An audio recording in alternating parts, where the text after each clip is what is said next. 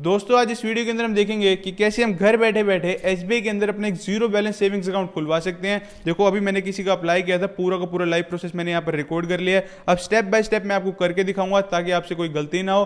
देखो इस अकाउंट को खुलवाने से पहले ना एक बार इस अकाउंट के फीचर्स को आपको पता होना बहुत जरूरी है। तो एक बार सबसे पहले हम इस अकाउंट के फीचर्स को देखते हैं। अब सबसे पहले तो जो ये स्टेट बैंक ऑफ इंडिया है, ये दो टाइप के zero balance savings account offer करता है। कौन कौन से?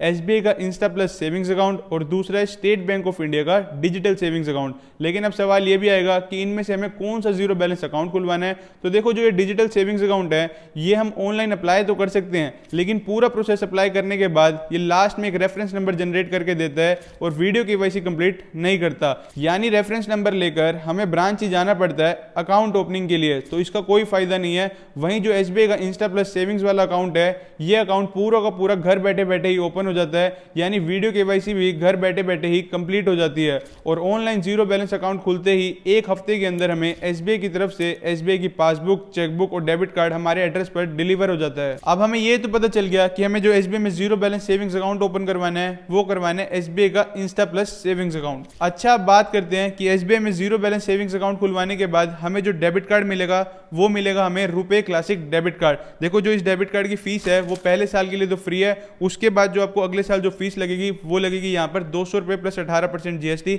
यानी कि आपको 236 रुपए की फीस देनी होगी। अच्छा, अब सबसे जरूरी चीज, आपका अकाउंट खुलने के बाद अगर आप ब्रांच में जाकर एसबीआई के अकाउंट में कैश डिपॉजिट करते हो या फिर एसबीआई के अकाउंट से कैश विड्रॉ करते हो, तो इस केस में आपको महीने की 3 ट्रांजेक्शन आपको फ्री करने को मिलेंगी। लेकिन उसके बाद हर एक ट्रांजेक्शन के लिए आपको 50 रुपए प्लस 18% जीएसटी की फीस लगेगी, यानी 59 रुपीज आपको देने होंगे। लेकिन जो ये चार्जेस है ना 59 रुपीज, ये आप मान के चलो एसबीआई में सबसे कम चार्जेस हैं। एक बार मैं आपको टेबल से समझाता हूं। ये लिस्ट है कुछ बड़े बड़े बैंकों के चार्जेस की। जैसा कि आप इस लिस्ट में एक्सिस बैंक और आईसीआईसीआई बैंक के चार्जेस को देखो, इन दोनों ही बैंक्स में महीने के 1 लाख रुपए तक कैश डिपॉजिट या विड्रॉ करवाने पर कोई भी चार्ज नहीं है। लेकिन उसके बाद हर 1000 रुपए एक्स्ट्रा निकलवाने या जमा करवाने पर आपको 5 रुपए की फीस देनी होगी। जैसे अगर किसी ने 2 लाख रुपए डिपॉजिट या विड्रॉ किए तो आप ये मान के चलो जो पहले 1 लाख रुपए हैं इन पर तो आपका कोई चार्ज नहीं लगेगा, लेकिन जो अगले 1 लाख रुपए हैं इसके पीछे आपकी 500 रुपए की फीस लग जाएगी। वहीं अगर एसबीआई होता तो आपको महीने की 3 ट्रांजेक्शन फ्री मिलती, चौथी ट्रांजेक्शन से आपके यहाँ पर 59 रुपीज के चार्जेस लगते। जैसे पहली 3 ट्रांजेक्शन में मानो कि आपने 1 करोड़ रुपए डिपॉजिट या विड्रॉ करे तब भी आपको कोई चार्ज नहीं लगता, लेकिन हाँ चौथी ट्रांजेक्शन करते चाहे वो आप 10,000 रुपए की करो तब यहाँ पर आपके 59 रुपीज के चार्जेस लग जाते। वहीं ऐसे ही आप लिस्ट में और बैंक्स भी देख सकते हो, जैसे AU bank, IndusInd bank, HDFC bank और कोटक महिंद्रा बैंक। इन सभी के ही हाई चार्जेस हैं कैश डिपॉजिट और विड्रॉल पर। अच्छा, इसके अलावा अगर मैं एटीएम विड्रॉल लिमिट की बात करूं तो जैसे अभी एसबीआई का डेबिट कार्ड हमारे पास डिलीवर हो गया, अब अगर इस डेबिट कार्ड से मैं एसबीआई की एटीएम मशीन से जाकर कैश निकलवाता हूं तो मुझे महीने की 5 ट्रांजैक्शन तो फ्री करने को मिलेंगी, लेकिन उसके बाद हर ट्रांजैक्शन के लिए मुझे 21 रुपए का चार्ज देना होगा। वहीं अगर एसबीआई के इस एटीएम कार्ड से मैं दूसरे किसी बैंक की एटीएम मशीन में जाके कैश निकलवाता हूं तो मुझे महीने की 5 ट्रांजैक्शन फ्री मिलती हैं। लेकिन अगर मैं मेट्रो सिटी में रहता हूं उस केस में अगर मैं इस एसबीआई के डेबिट कार्ड से मैं दूसरे किसी बैंक की एटीएम मशीन में जाके कैश निकलवाता हूं तो मुझे सिर्फ महीने की 3 ट्रांजैक्शन फ्री मिलती हैं, उसके बाद मुझे 21 रुपए का चार्ज लगता है हर ट्रांजैक्शन पर। अच्छा, अब अगर इंटरेस्ट रेट की बात करें तो सेविंग्स अकाउंट पर रखे पैसों पर एसबीआई में हमें 2.5% का रेट ऑफ इंटरेस्ट मिलता है। तो वहीं 1 साल की अगर आप एफडी करवाते हो एसबीआई के अंदर तो आपको 6.25% का रेट ऑफ इंटरेस्ट मिलता है। ऐसी ही अगर कोई 2 साल की एफडी एसबीआई में ओपन करवाता है तो उसको 6.45% का rate of interest SBI offer करता है। तो चलो अब देखते हैं कि कैसे हम घर बैठे बैठे एसबीआई के अंदर अपने एक zero balance savings account open कर सकते हैं। अब मैं आपको पूरा का पूरा कंप्लीट प्रोसेस करके दिखाऊंगा स्टेप बाय स्टेप। बस मेरी आप सभी से एक रिक्वेस्ट है कि अगर आपको वीडियो जरा से भी इंफॉर्मेटिव लगे तो चैनल को सब्सक्राइब और वीडियो को लाइक जरूर करना। तो चलो अब जल्दी से पूरा का पूरा प्रोसेस स्टार्ट करते हैं। तो दोस्तों एसबीआई के अंदर अकाउंट खुलवाने के लिए सबसे पहले हमें एसबीआई की योनो एप्लीकेशन को डाउनलोड करना होगा। तो सबसे पहले आप इस एप्लीकेशन को डाउनलोड कर लेना ऐप स्टोर या गूगल प्ले स्टोर से। जैसे ही आप इस एप्लीकेशन को डाउनलोड करोगे उसके बाद ये आपसे कुछ परमिशन मांगेगी, सिंपली यहाँ पर आपको अलाउ के ऑप्शन पर क्लिक करना है। अब जैसे ही आप अलाउ के ऑप्शन पर क्लिक करोगे तब आपके सामने कुछ इस तरीके का इंटरफेस आएगा।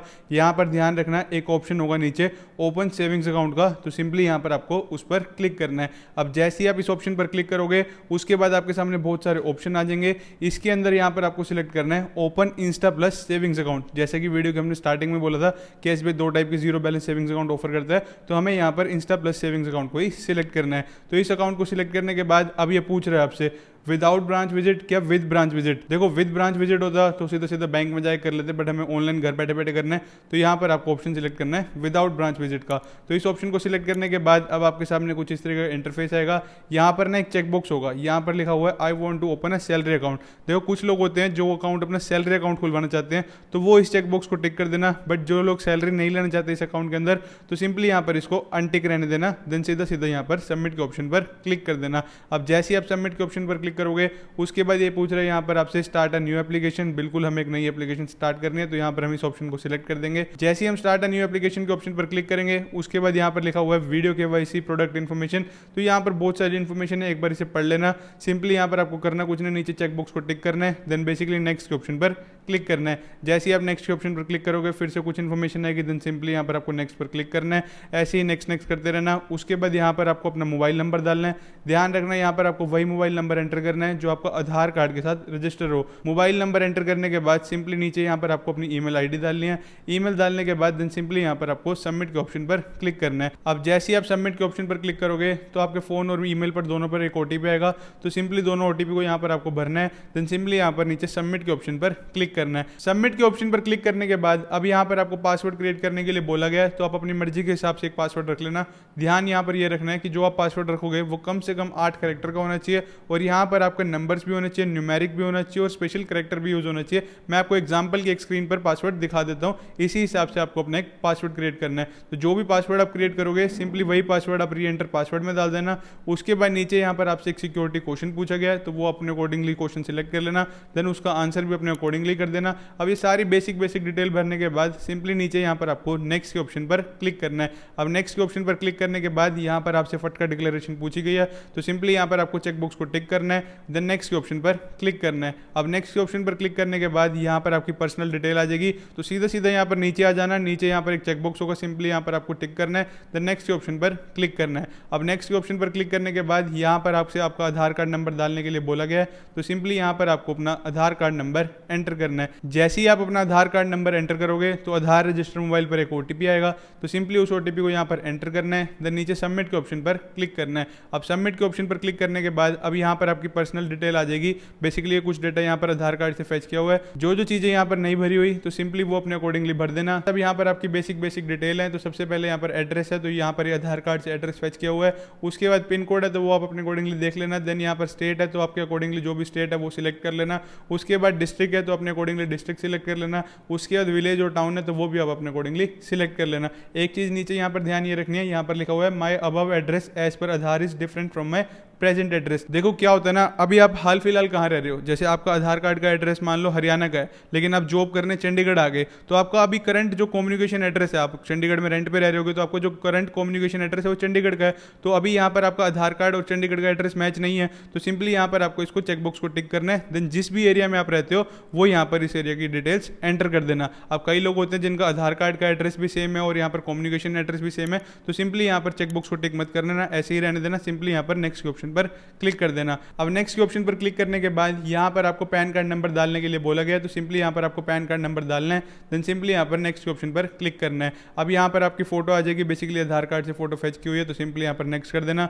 नेक्स्ट पर क्लिक करने के बाद अब यहाँ पर आपसे आपकी एडिशनल डिटेल पूछी गई है। सबसे पहले पूछा गया एजुकेशन क्वालिफिकेशन, मतलब कि आप कितना पढ़े हुए हो, तो वो आप अपने अकॉर्डिंगली सिलेक्ट कर लेना। अगर आप ग्रेजुएट हो तो ग्रेजुएट सिलेक्ट कर लेना। उसके बाद यहाँ पर पूछा गया मैरिटल स्टेटस, तो जो भी आपका मैरिटल स्टेटस हो वो आप अपने अकॉर्डिंगली डाल देना। अगर आप मैरिड हो तो मैरिड सिलेक्ट कर लेना, अगर आप सिंगल हो तो यहाँ पर अनमैरिड सिलेक्ट कर लेना। उसके बाद यहाँ पर एडिशनल डिटेल के अंदर यहाँ पर आपसे सिटी ऑफ बर्थ पूछा गया, मतलब जिस भी शहर के अंदर आपका जन्म हो उस सिटी को यहाँ पर एंटर करना है। उसके बाद यहाँ पर आपसे आपका फादर नेम पूछा गया है, मदर नेम पूछा गया, तो बेसिक इन्फॉर्मेशन है, ये सारी आप अपने अकॉर्डिंगली भर लेना। देन सिंपली यहाँ पर आपको नीचे चेकबॉक्स को टिक करना है, देन सिंपली नेक्स्ट के ऑप्शन पर क्लिक करना है। अब नेक्स्ट के ऑप्शन पर क्लिक करने के बाद यहाँ पर आपसे आपकी ऑक्यूपेशन पूछी गई है कि आप क्या काम करते हो, तो आप सर्विस सेक्टर के अंदर हो तो यहाँ पर सर्विस सिलेक्ट कर लेना। अगर खुद का बिजनेस है तो यहाँ पर बिजनेस सिलेक्ट कर लेना। अगर आप एक स्टूडेंट हो तो यहाँ पर अदर सिलेक्ट कर लेना, आप अपने अकॉर्डिंगली देख लेना। तो ये सारी डिटेल भरने के बाद सिंपली यहाँ पर आपको नेक्स्ट करना है। देन यहाँ पर आपसे आपकी एनुअल इनकम पूछी गई, मतलब कि आप साल का कितना कमाते हो। बट अगर आप एक स्टूडेंट हो तो ऑब्वियस सी बात है आप यहाँ पर कुछ नहीं कमाते हो, तो यहाँ पर जीरो डाल देना। बाकी इसके अलावा जो लोग जितना भी कमाते हैं साल का वो यहाँ पर एंटर कर देना। ये सारी डिटेल डालने के बाद अब आपको नेक्स्ट पर क्लिक करना है। जैसे ही आप नेक्स्ट पर क्लिक करोगे उसके बाद यहाँ पर आपसे आपका रिलीजन पूछा गया, तो वो आप अपने अकॉर्डिंगली सिलेक्ट कर लेना। रिलीजन सिलेक्ट करने के बाद अब यहाँ पर आपसे आपकी कैटेगरी पूछी गई है, तो वो कैटेगरी आप अपने अकॉर्डिंगली सिलेक्ट कर लेना। अगर आप जर्नल हो तो जनरल सिलेक्ट कर लेना, अगर आप ओबीसी हो तो वो सिलेक्ट कर लेना, तो वो आप अपने अकॉर्डिंगली देख लेना। ये सब सिलेक्ट करने के बाद अब यहाँ पर आपको नॉमिनी बनाना है। तो नॉमिनी बनाने एक बहुत अच्छी आदत होती है, तो हमें यहाँ पर एक नॉमिनी की डिटेल डालनी पड़ेगी। तो जिसको भी आपने नॉमिनी बनाना है उसका नाम डालना पड़ेगा, उसके बाद उनका आपके साथ क्या रिलेशन है वो डालना पड़ेगा, देन नॉमिनी की डेट ऑफ बर्थ डालनी पड़ेगी। तो ये सारी डिटेल भरने के बाद सिंपली यहाँ पर आपको नीचे नेक्स्ट के ऑप्शन पर क्लिक करना है। अब नेक्स्ट पर क्लिक करने के बाद यहाँ पर लिखा है सिलेक्ट योर होम ब्रांच। देखो क्या होता है ना, मान लो मैं हरियाणा के अंदर हिसार के अंदर रहता हूँ, ठीक है। अब हिसार के अंदर भी बहुत सारी ब्रांच होंगी, तो आप किस में अकाउंट खुलवाना चाहते हो, कौन सी ब्रांच में अकाउंट खुलवाना चाहते हो, तो उसका नाम आपको पता होना चाहिए। तो सिंपली यहाँ पर आप ब्रांच नेम पर क्लिक कर देना, उसके बाद जो भी नाम है वो यहाँ पर डाल देना, वो उस ऑप्शन में आ जाएगा। तो सिंपली उसको वहाँ पर सिलेक्ट कर लेना। ब्रांच सिलेक्ट करने के बाद सिंपली यहाँ पर आपको नेक्स्ट के ऑप्शन पर क्लिक करना है। अब जैसे ही आप नेक्स्ट के ऑप्शन पर क्लिक करोगे, अब यहाँ पर एक ओटीपी आपके फोन पर जाएगा, तो सिंपली उस ओटीपी को एंटर करना है। उसके बाद यहाँ पर लिखा हुआ है नेम ऑन कार्ड। देखो आप अपना अकाउंट खुलवाओगे तो उसके साथ एक डेबिट कार्ड आएगा, आप डेबिट कार्ड के ऊपर कौन सा नाम लिखवाना चाहते हो तो वो यहाँ पर एंटर करना है। तो जो भी बेसिकली आपका नाम हो तो यहाँ पर लिख देना, उसके बाद सिंपली यहाँ पर नेक्स्ट के ऑप्शन पर क्लिक कर देना। अब जैसे ही आप नेक्स्ट के ऑप्शन पर क्लिक करोगे तो यहाँ पर लिखा है kindly not your token number. तो आपका एक टोकन नंबर जनरेट होगा, बेसिकली इसका स्क्रीनशॉट ले लेना।